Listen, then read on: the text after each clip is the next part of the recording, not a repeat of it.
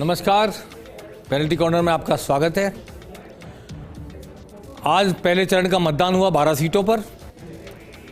अभी तक के आंकड़े 55% मतदान बता रहे हैं, लेकिन लगता है कि ये रात होते होते जब अपडेट होंगे तो 60% तो छू जाएगा। पिछली बार 67% मतदान हुआ था इन इलाकों में। आज लेकिन बीजेपी की तत्परता देखिए, इधर पहला चरण का मतदान पूरा हुआ भी नहीं, उससे पहले गृह मंत्री अमित शाह भोपालगढ़ पहुंच गए। पाली लोकसभा क्षेत्र में पीपी चौधरी के समर्थन में सभा की। टेंट तंबू उखड़ गए तो भी पहुंचे, लोग इंतजार कर रहे थे और बिना समय गंवाए वहां से उदयपुर पहुंच गए। अब उदयपुर में इस वक्त रोड शो कर रहे हैं, यानी कि आधे दिन का समय भी नहीं गंवाया उन्होंने। कांग्रेस के लोग तो प्लान कर रहे होंगे कि कल कहाँ जाएंगे, परसों कहाँ जाएंगे, जाएंगे नहीं जाएंगे, लेकिन आज शाम से ही 5 बजे से गृह मंत्री अमित शाह राजस्थान को किस तरह सीरियसली लिया जा रहा है, राजस्थान के बारे में जो सूचनाएं आ रही है उनका कॉग्निजेंस लिया जा रहा है, बीजेपी की आंतरिक जो जानकारियां हैं उनके आधार पर योजना और रणनीति बनाई जा रही है। ये देखिए अमित शाह, देश के गृह मंत्री, और आज पहले चरण का मतदान समाप्त होते ही जुट गए दूसरे चरण की तैयारी में और उदयपुर में इस वक्त रोड शो कर रहे हैं। सूरज पोल के बाहर हैं शायद, या दिल्ली गेट, सूरज पोल, बापू बाजार, ऐसे सभी इलाकों में उन्होंने आज रोड शो किया है और जनता उनका स्वागत कर रही है, अभिनंदन कर रही है। ये देखिए भीड़ है, उमड़ रही है।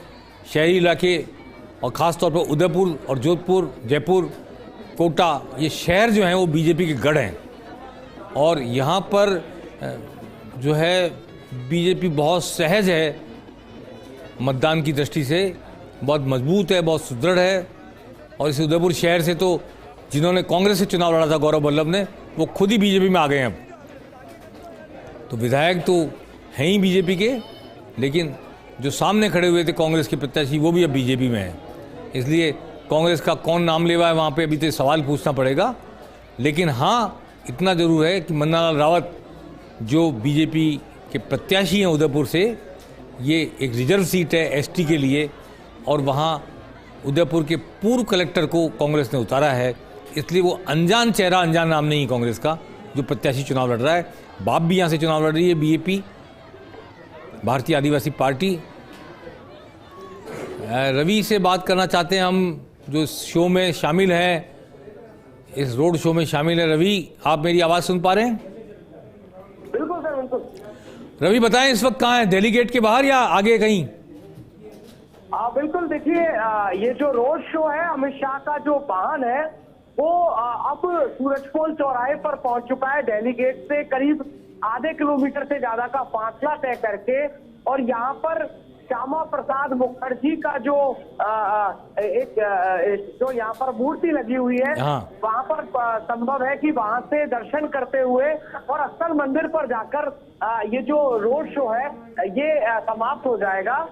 लेकिन इससे पहले भाजपा खेमे में खुशी इस बात की जरूर है कि रोड शो में बड़ी तादाद में जो लोग हैं वो यहाँ पहुंचे हैं। भाजपाई कार्यकर्ताओं का उत्साह जो था वो करीब 3-4 घंटे से हाई था। वो इसलिए कि करीब 6 बजे का समय जो है वो मुकर्रर किया था रोड शो के लिए, लेकिन चूंकि जोधपुर प्रवास से यहाँ, जोधपुर दौरे से यहाँ पहुंचे, तो ऐसे में करीब 8 बजे के आसपास ये रोड शो जो है वो शुरू हो पाया है।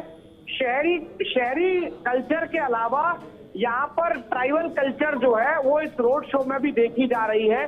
और सर, सबसे बड़ी बात ये है कि ये रोड शो शहरी विधानसभा क्षेत्र यानी कि जो उदयपुर लोकसभा का उदयपुर शहर विधानसभा है, यहाँ पर हो रहा है। तो जाहिर सी बात है, एक मैसेज देने की कोशिश जो है वो होगी। पूरा शहरी जो मतदाता है उसको अट्रैक्ट करने की जो कोशिश है। हालांकि भाजपा के पॉइंट ऑफ व्यू से देखें तो भाजपा ऑलरेडी उदयपुर शहर जो है एक तरीके से भाजपा का सबसे मजबूत गढ़ है, जो कई वर्षों से कोई भी भेद नहीं पाया है। और लेकिन किसी भी तरह की कोई कोर कसर नहीं छोड़ना चाहते, अपने गढ़ में भी और मजबूत भाजपा कैसे हो सके, इसी चीज को ध्यान में रखते हुए अमित शाह का ये रोड शो जो है। धन्यवाद रवि, धन्यवाद आपको इस जानकारी के लिए। आज जो मतदान हुआ उसमें लगभग 55% मतदान की सूचना अब तक आई है। 54.55%। पिछली बार इन सीटों पर मतदान हुआ था 67%। इस बार अब की बार 400 पार, 4 जून 400 पार, तीसरी बार मोदी सरकार। इतने उल्लासमय नारों के बावजूद प्रधानमंत्री मोदी के इन इलाकों में, चूरू में, कोटपुतली में, जहां वोट पड़े आज, करौली धौलपुर में और दौसा में रोड शो और मीटिंग करने के बावजूद, अमित शाह घूमने के बावजूद, अगर इन इलाकों में मतदान फीसदी 60% से नहीं बढ़ता प्रतिशत, तो ये निश्चित रूप से भाजपा के लिए चिंता की बात होगी, ऐसा मेरा आकलन है। इस जोशीले वातावरण में अगर 60% से ऊपर वोट नहीं पड़ रहे हैं तो फिर जोश है कहां? ये हमारे लिए सोचने वाली बात, विश्लेषण वाली बात होगी। जयपुर शहर में लगभग 60% मतदान हुआ है, 57 के आंकड़े आ चुके हैं। अभी और थोड़ा अपडेट हो जाएगा, लेकिन जयपुर शहर की सूचनाएं तो चूंकि शहर ऐसे चल के तत्काल पहुंचती है, इसलिए 56.57% बता रहे हैं। मेरा मानना है कि ये 58 से ऊपर निकल जाएगा। लेकिन बाहर के इलाकों में जो सूचनाएं देर से आती हैं, तो अभी ऐसा लग रहा है कि इस वक्त सूचनाएं आ भी जाएंगी, रात तक अपडेट होंगी, तो 60% क्रॉस कर जाएगा या नहीं करेगा, ये सवाल निशान अभी हमारे सामने है। और 60% क्रॉस नहीं करता है तो ये सत्तारूढ़ पार्टी के लिए चिंता की बात है। हालांकि इसमें संतोष ये है कि कोई बदलाव का जोश नहीं है, ये भी एक संतोष का विषय हो सकता है, लेकिन जो हैं उनको रिटेन करने का भी जोश होना चाहिए था। अगर 60% वोट नहीं है तो 25 सीटें लाने का मिशन, मोदी की सरकार तीसरी बार और 400 पार, इसका जोश होगा तो 60% से फीसदी ऊपर मतदान होना ही चाहिए, ऐसा मेरा मानना है। गृह मंत्री ने आज भोपालगढ़ में सभा ली। आंधी तूफान आए, टेंट उखड़ गए, फिर भी लोग बैठे रहे, उस पर बड़ी खुश हुए अमित शाह।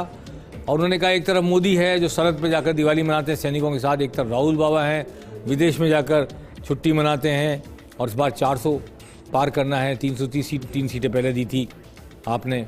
आइए सुनते हैं क्या कहा अमित शाह ने।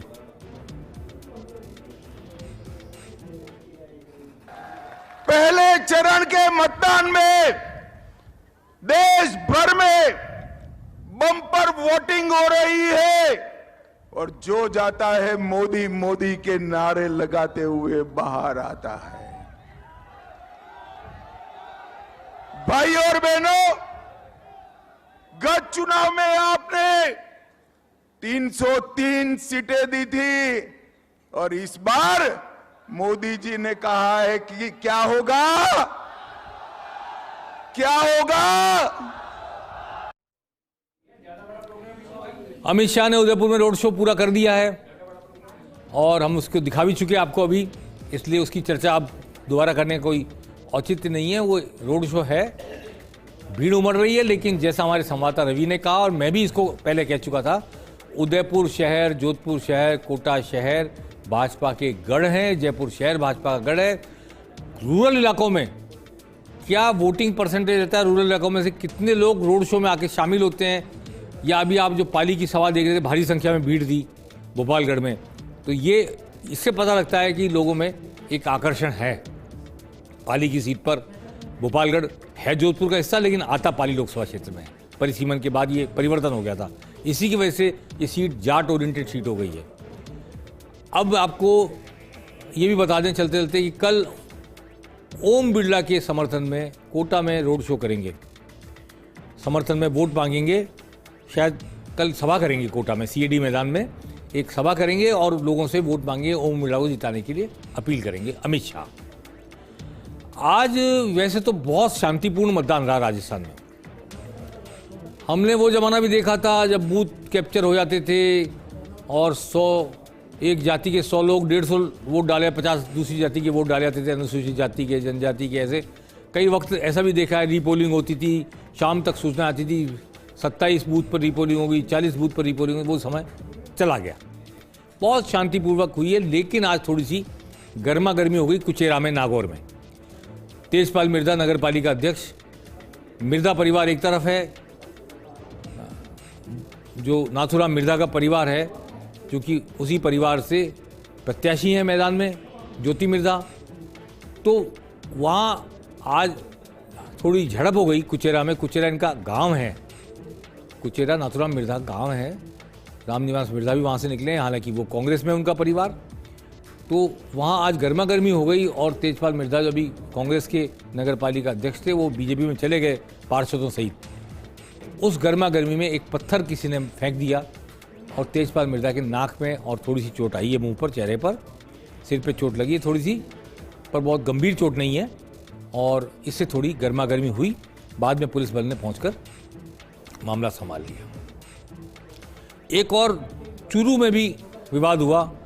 रामपुरा रेणु गांव है एक, वहाँ लात घूंसे चले एक पोलिंग बूथ के एजेंट के माथे पर चोट आई, वो लहूलुहान हुआ, अस्पताल पहुंचाया गया।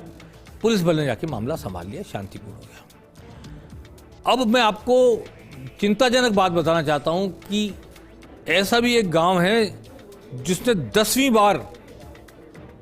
बार आज मतदान का बहिष्कार किया।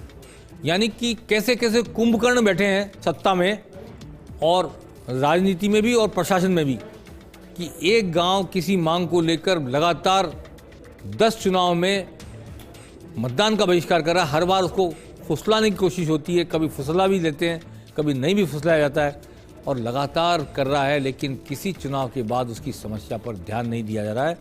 आज ये पालावाला जाटान बस्ती के पास एक है, वहाँ 10वीं बार मतदान का बहिष्कार हुआ है। बहुत चिंताजनक बात है। वोट देने की अपील कोई कर ले भले, पर वो मतदान का बहिष्कार करने वालों की समस्या के हल के प्रति किसका कमिटमेंट है, कौन इस बात की जिम्मेदारी लेगा? क्योंकि जीतने वाला सांसद विधायक चला जाता है जीतकर, फिर 5 साल बाद वो देखता भी नहीं है पलटकर, खासतौर पर उस गांव की तरफ जिसने मतदान का बहिष्कार किया। तो उनकी समस्या ज्यों की त्यों। आज मैं दिन में देख रहा था कि बीकानेर में मतदान चल रहा था, तो वो रेलवे फाटक वाली बात जो मैं 4 चुनाव से करता आ रहा हूँ, वो समस्या आज भी बरकरार है बीकानेर में। और हर बार रेलवे फाटक की समस्या को सुलझाने का वादा करके कम से कम भी 5 बार सांसद और विधायक चुन लिए गए, लेकिन 20 साल में वो समस्या नहीं सुलझी। तो ऐसे ही दौसा जिले के 2 और मतदान केंद्रों पर आज बहिष्कार हुआ, बिगास में और परिसीमन की वजह से गुस्सा था, इसकी वजह से आज हुआ। लेकिन अब देखें, चलते हैं एक बार उदयपुर वापस चलते हैं। मुख्यमंत्री कुछ बोल रहे हैं तो उनकी सुन लेते हैं बात। और आपका उत्साह है, इसको मोदी जी तक पहुंचाने का एक तरीका मुझे मालूम। बताऊं मैं? पक्का करोगे? अरे माताएं बोले करोगे भाई? पक्का? देखो मन्नालाल जी के सामने कमल का निशान है, वहां मोदी जी मन्नालाल जी को दिया हुआ एक वोट, एक नरेंद्र मोदी जी को प्रधानमंत्री बनाने के काम। मन्नालाल जी को दिया हुआ एक वोट, मोदी जी को 3री बार प्रधानमंत्री बनाए। कमल पर दिया हुआ एक वोट भारत को सुरक्षित बनाएगा। कमल दिया हुआ आतंकवाद और नक्सलवाद को समाप्त कर देगा। कमल पे दिया हुआ एक वोट भारत को संसार का 3रे नंबर की अर्थव्यवस्था, एक वोट भारत को सुरक्षित बनाएगा। कमल पे दिया हुआ एक वोट आतंकवाद और नक्सलवाद को समाप्त कर देगा।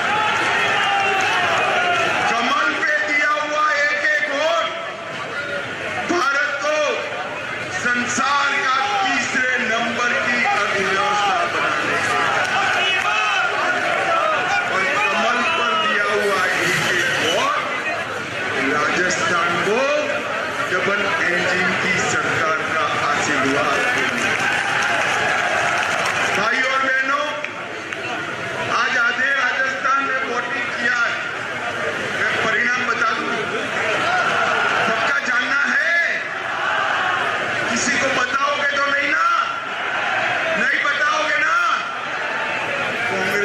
सुपड़ा साफ है। सभी की सभी सीट मोदी जी की झोली में कमल फूल में।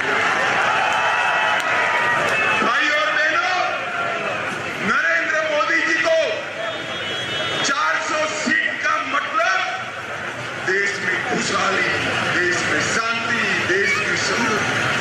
राहुल बाबा वो भूखते हैं। अरे सुनो, दूर वालों भी सुनो, सुन रहे ना? अरे ऐसे मत बोलो भाई, कैसे?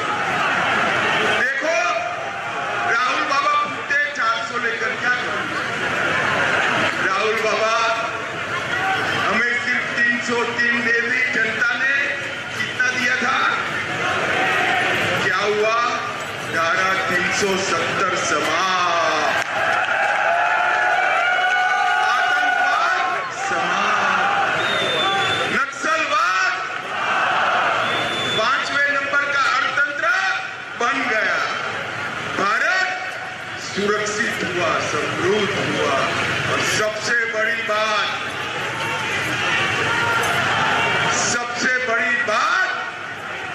रामलल्ला ने 17 तारीख को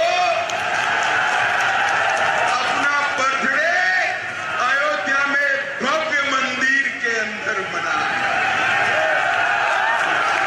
कांग्रेस पार्टी ने सालों तक राम मंदिर के प्रश्न को अटका कर रखा, लटका कर रखा, भटका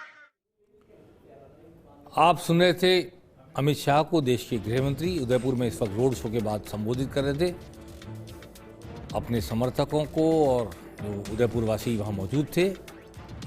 कल वो जाएंगे कोटा, ओम बिरला के लिए वोट मांगेंगे। कल दोपहर में एक सभा होगी। और मैं बात करना चाह रहा था, बहुत सारे जगह मतदान का बहिष्कार हुआ, क्यों हुआ, कैसे हुआ, कहीं सड़क निर्माण की बात, कहीं गलत परिसीमन की बात, समस्याएं उठी, उनका जिक्र करता। लेकिन अब ये चूँकि प्रवाह चल पड़ा है अगले चरण के प्रचार प्रसार का, तो अब बीत गई सो बात गई। जो मतदान जिन्होंने नहीं किया, अब क्या पता अखबार की सुर्खियों में छपेंगे तो कोई उन पर ध्यान देगा, नहीं देगा, या फिर 5 साल बाद ऐसे ही फिर कोई बोलेगा मतदान के बहिष्कार की खबर।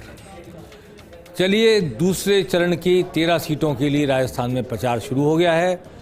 जोश ज़बरदस्त है और ये बहुत ही वाइब्रेंट सीटें हैं, जिसमें जोधपुर गजेंद्र सिंह शेखावत, ओम बिरला चुनाव लड़ रहे हैं, लोकसभा स्पीकर कोटा से, और कैलाश चौधरी चुनाव लड़ रहे हैं बाड़मेर से, और सीपी जोशी खुद चुनाव लड़ रहे हैं प्रदेश अध्यक्ष चित्तौड़ से, और डॉक्टर सीपी जोशी पूर्व केंद्रीय मंत्री और विधानसभा अध्यक्ष पूर्व चुनाव लड़ रहे हैं भीलवाड़ा से कांग्रेस के टिकट पर। ये बहुत महत्वपूर्ण सीटें हैं और ये राउंड राजस्थान की दिशा तय करने वाला राउंड होगा राजनीति की। इस पर आपसे चर्चा जारी रहेगी पेनल्टी कॉर्नर में। आज बस इतना ही। नमस्कार।